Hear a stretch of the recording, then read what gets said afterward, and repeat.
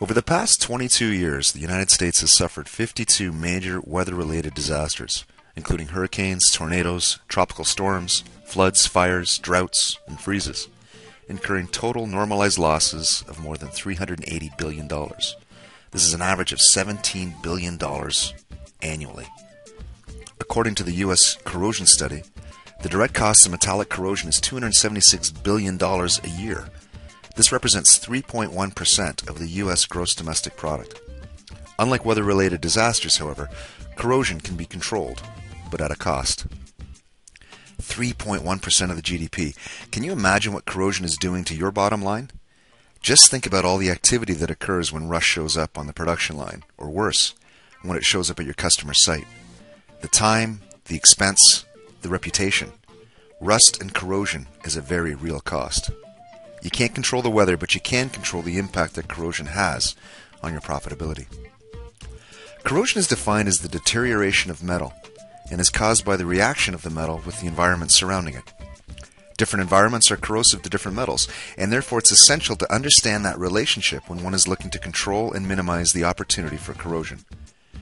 There are both positive combinations of metal and the surrounding environment, as well as negative ones. For example, aluminum is very stable in air and does not corrode. But put that aluminum part in a high pH solution and staining results. Stainless steel is very stable in air as well, but expose it to chlorides and seawater and it begins to corrode and break down. Perhaps one of the most famous and talked about corrosion examples has to do with lead. Lead in water is very stable. Turn that water into wine, however, and an empire falls to its knees. Postulated by historians, they trace the fall of the Roman Empire in part to the storage of wine in lead vessels and the use of lead to sweeten harsh wines. The acetic acid in the wine would corrode the lead, ending up in the wine drank by the ruling class.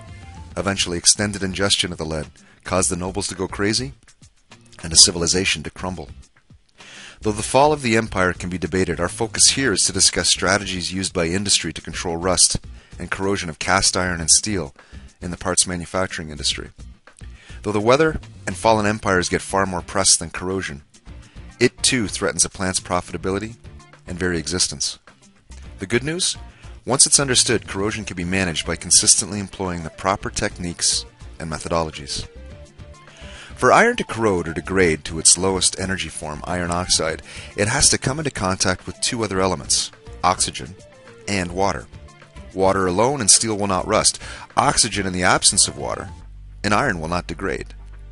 It's when both water and oxygen come into direct contact with iron that iron is able to oxidize and rust begins to form. Like any chemical reaction, temperature has an important role in the rate of reaction.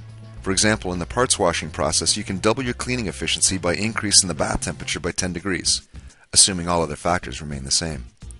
When it comes to corrosion, a change in temperature can have a dramatic impact on how quickly rust can form on a part.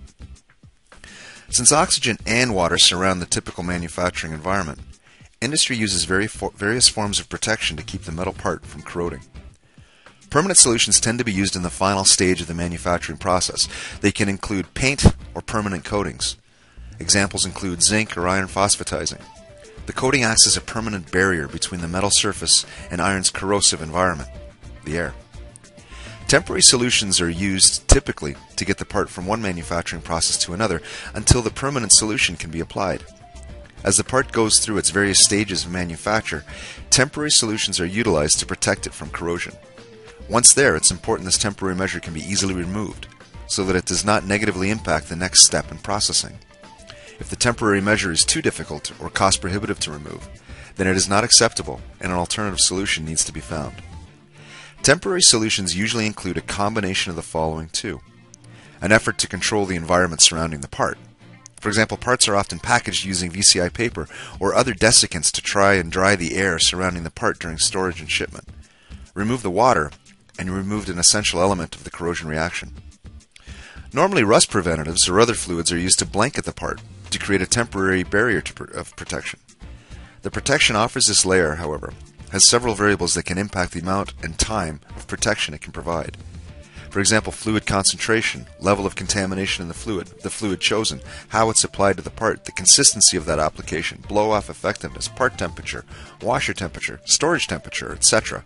They all play a vital role in the level of temporary protection provided. Now, as the environment changes, especially in a four-season climate, the amount of protection necessary changes as well.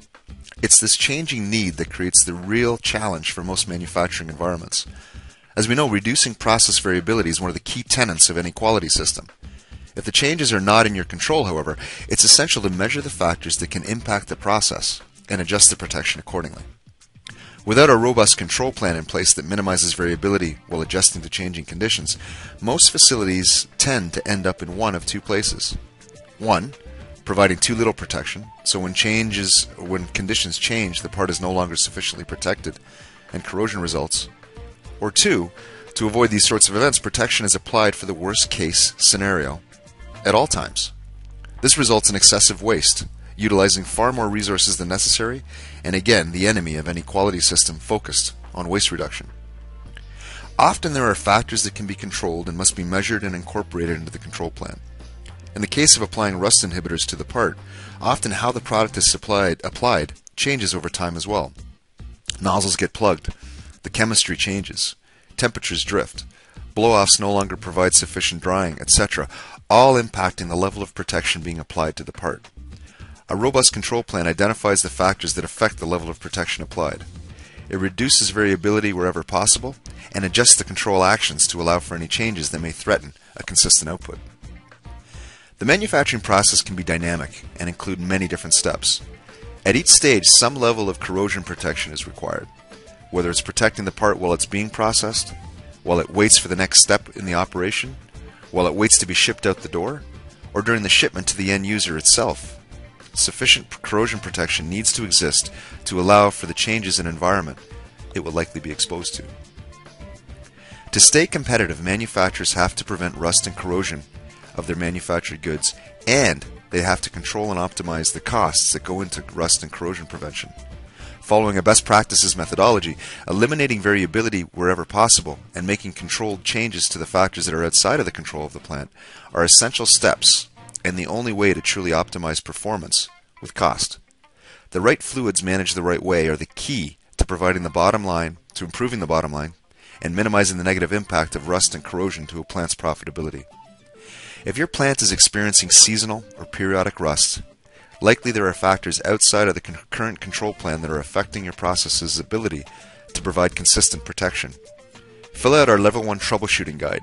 It gives us the information we need to start asking the right questions to help you first identify and then implement a sustainable strategy to cost-effectively deliver the corrosion protection you require.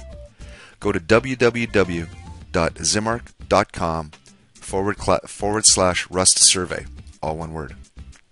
You can't control the weather, but you can control the impact that corrosion has on your plant's profitability.